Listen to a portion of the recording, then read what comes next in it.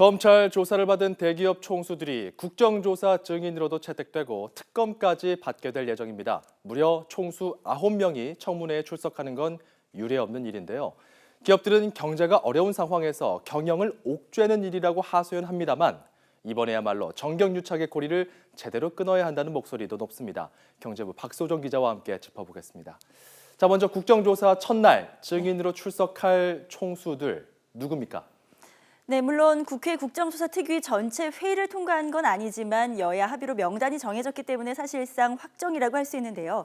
명단 살펴보겠습니다. 국정조사 증인으로 여야가 합의한 대기업 총수 모두 9명입니다. 이재용 삼성전자 부회장, 그리고 정몽고 현대차그룹 회장을 비롯해서 총수들, 그리고 전국경제인연합회의 회장을 맡고 있는 허창수 GS그룹 회장과 이승철 전경련 부회장까지 더해서 재계 인사 10명입니다. 이 기업들이 미르와 K스포츠 재단에 낸 돈은 이렇습니다. 이 10명이 국정조사 첫날인 다음 달 5일 국회에서 열리는 청문회에 출석을 하고 그 발언하는 모습은 모두 생중계가 됩니다. 자, 이렇게 대기업 총수들이 대거 청문회에 서는 거는 유례없는 일이잖아요. 네. 그런데 또 과거에도 유사한 일은 있긴 있었어요. 그렇습니다. 대기업 총수들이 검찰 수사에 대거 소환되거나 국정감사에 증인으로 출석한 일은 있었습니다. 그런데 청문회에 이렇게 대거 출석하는 일은 처음입니다. 네. 1988년 50비리 청문회, 전두환 전 대통령의 일해재단 자금 사건 모금으로 기업 총수들이 대거 몰려나갔었습니다. 고 정주영 당시 현대그룹 명예회장을 비롯해서 양정모 전 국제그룹 회장, 이준용 대림산업 부회장, 최순영 신동아그룹 회장 등이 증인석에 섰죠. 1995년 전두환 노태우 전 대통령 대선 비자금 사건도 파장이 굉장했습니다. 이건희 당시 삼성그룹 회장과 김우중 당시 대우그룹 회장이 실형을 받았지만 총수 조사는 비공개로 이루어졌습니다.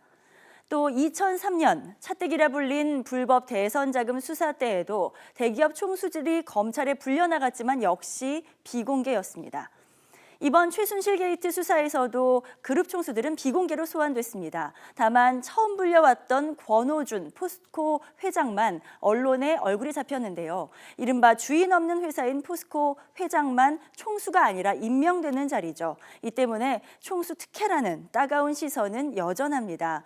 이런 이유로 다들 국회 국정조사에서 대기업 총수 9명이 줄줄이 증인석에 서는 모습이 공개되는 것은 이번이 처음입니다. 네, 그러면은 기업들은 어떤 입장인가요? 아무래도 대책 마련에 분주할 것 같은데요. 그렇습니다. 9개 그룹 대부분 취재를 해봤는데요. 하나같이 조심스러워하면서도 억울하다는 하소연을 하고 있습니다.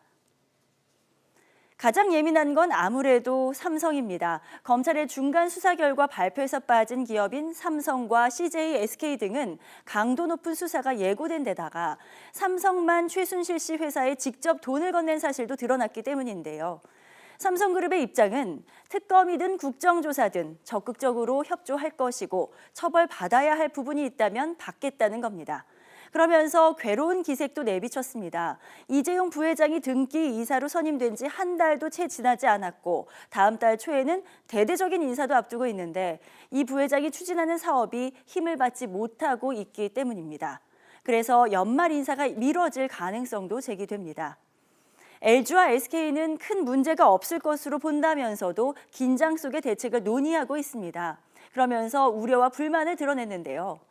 청문회에서 팩트를 위주로 한 그 질의보다 아무래도 면박주기, 망신주기로 흘러갈 것이 걱정된다. 또 기업들의 해외 파트너들이 아무래도 범죄 연루로 보이기 때문에 신뢰도 하락이 우려된다는 이야기도 합니다. 올해 내내 수사를 받고 있는 롯데. 검찰 수사 이후에 경영 쇄신안을 내고 내년 경영에 박차를 가하려고 했는데 국정조사의 특검까지 이어지면 경영 공백이 불가피하다는 입장을 내놨습니다. 전경련 회장인 허창수 GS그룹 회장도 청문회에 나오는데요. 전경련은 특검까지 모두 마무리가 되면 전경련의 방향에 대해 입장을 내놓겠다고 밝혔습니다. 네, 쭉 들어보니까 기업들이 이런저런 하소연을 하는데 없는 얘기는 아닐 겁니다. 네. 경영 활동이 아무래도 위축이 될 테니까요. 그렇지만 국민들의 시선은 곱지 않습니다. 경제 전문가들은 어떻게 보고 있습니까? 네, 말씀하신 대로 상반된 의견이 있는데요. 우선 경영 위축을 우려하는 쪽부터 살펴보겠습니다. 총수 9명을 대거 증인으로 부르는 건 지나치다는 주장이 있습니다.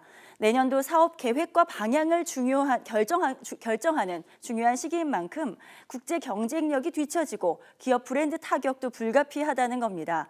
특히 삼성은 노트7 사태로 3분기 사업 실적이 뚝 떨어진 상태이고 현대차 역시 파업으로 실적이 감소했는데 국정조사와 특검까지 이어지면 해외 계약에까지 무리가 있을 수 있다고 주장하는 겁니다.